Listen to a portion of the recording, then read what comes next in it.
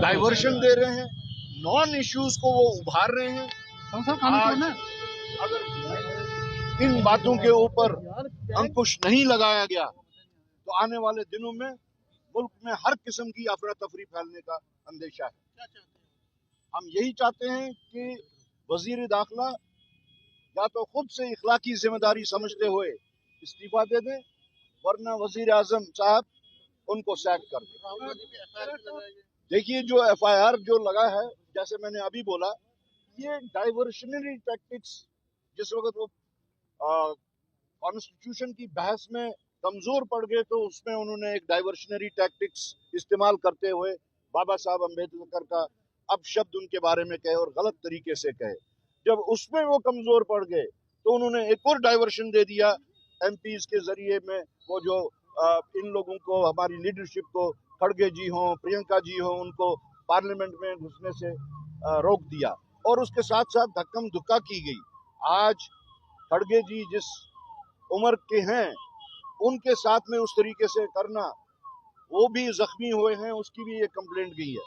लेकिन जो उन्होंने राहुल गांधी जी के खिलाफ FIR, बेबुनियाद FIR लॉन्च किया है, वो बहुत ही एक घिनौनी साजिश के तहत किया गया है, जिसके तहत वो शायद ये चाहते हैं कि पूरा मुल्क में अफरा तफरी हो।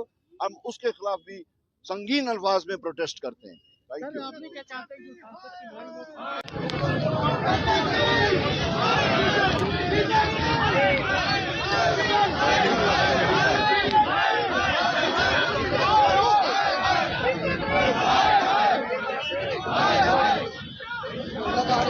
पुलिस अब आगे नहीं जाने देगी। आज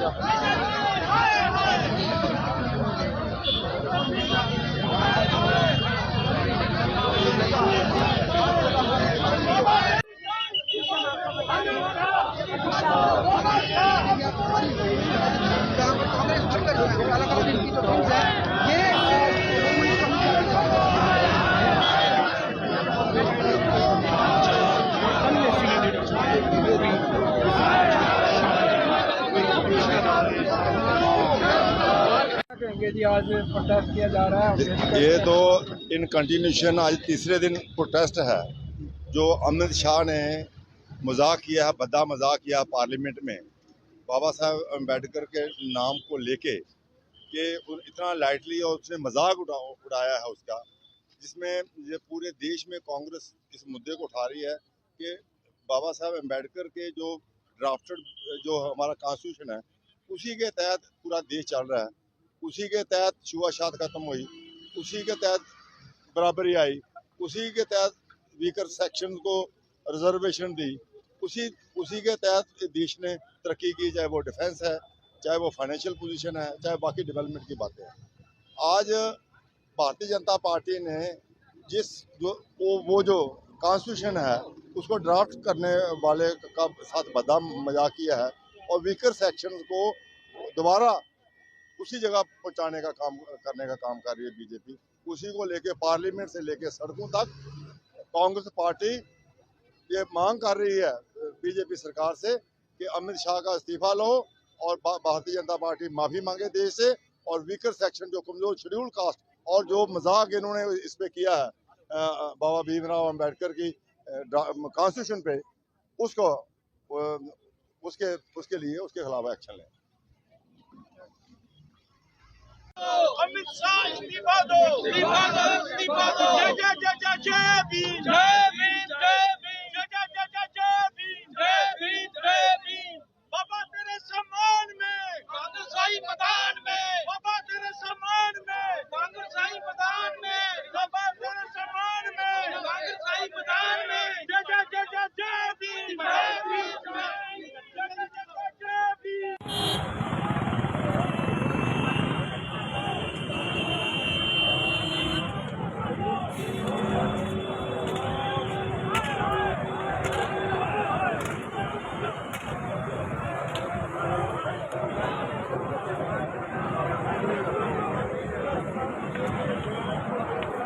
हाय हाय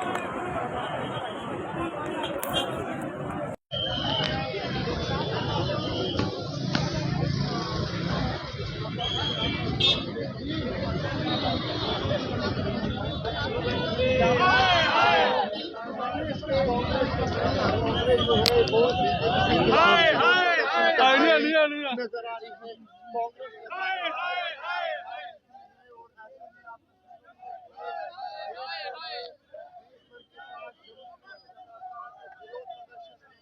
वो यहाँ पर किया जा रहा है।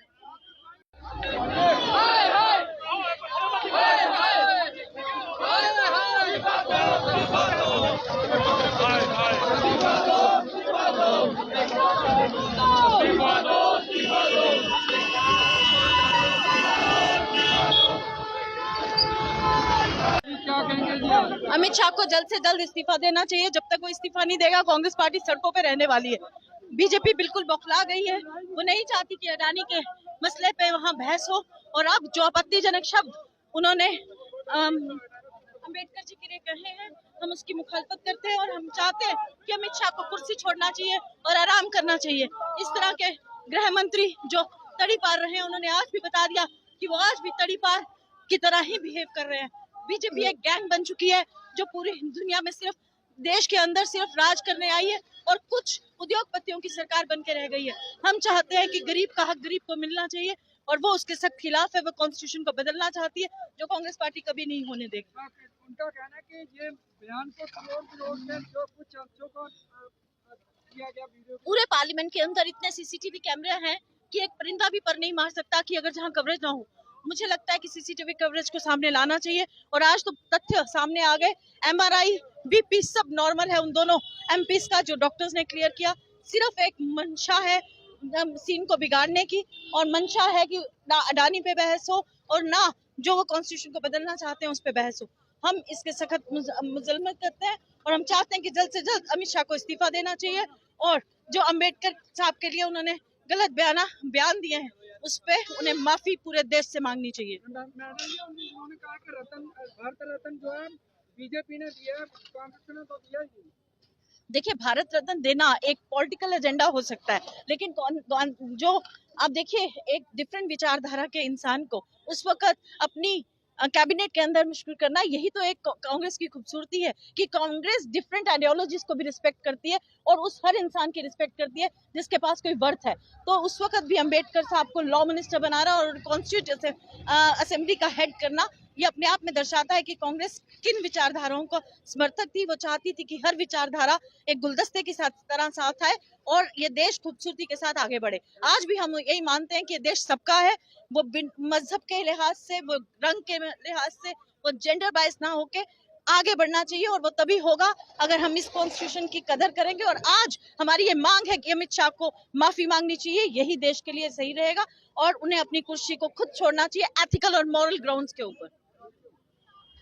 जो सांसद की आवाज थी आज जम्मू कश्मीर में भी विवाद बनकर सामने आ रही है। क्या कहेंगे? लगातार सुबह से भी प्रदर्शन हो रहे हैं और कई संगठन भी सामने आ रहे हैं। देखिए, ये पिछले 3 दिन से मुल्क में ऐसे हालात पैदा किए जा रहे हैं जो उनके अपने इश्यूज हैं, जो इस वक्त कंटेंशियस इश्यूज हैं मुल्क के सामने, सेंसिटिव इश्यूज हैं मुल्क के सामने, उनको डाइवर्शन देने की कोशिश की जा रही है।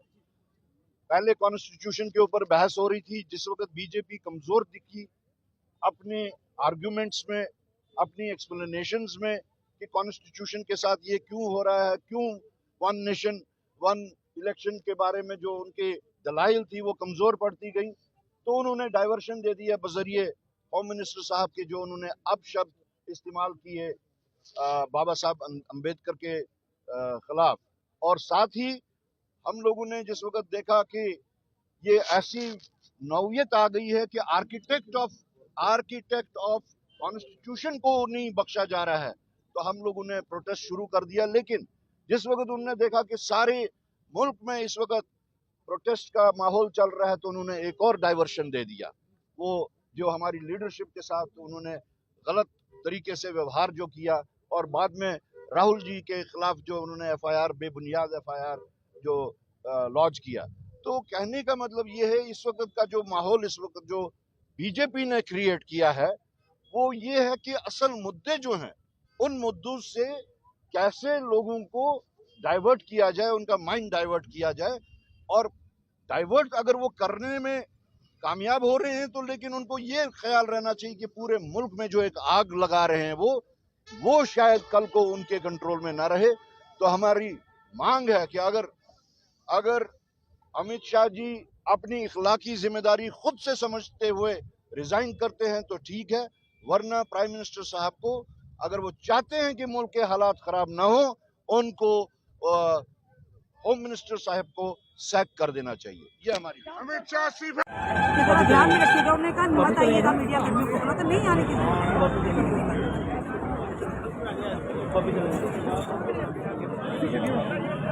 इसको छोड़ना है,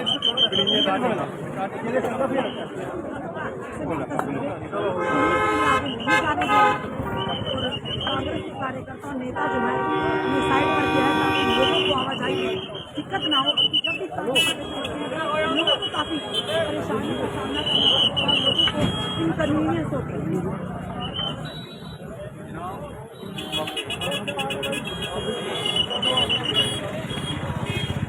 हो गया सर काम।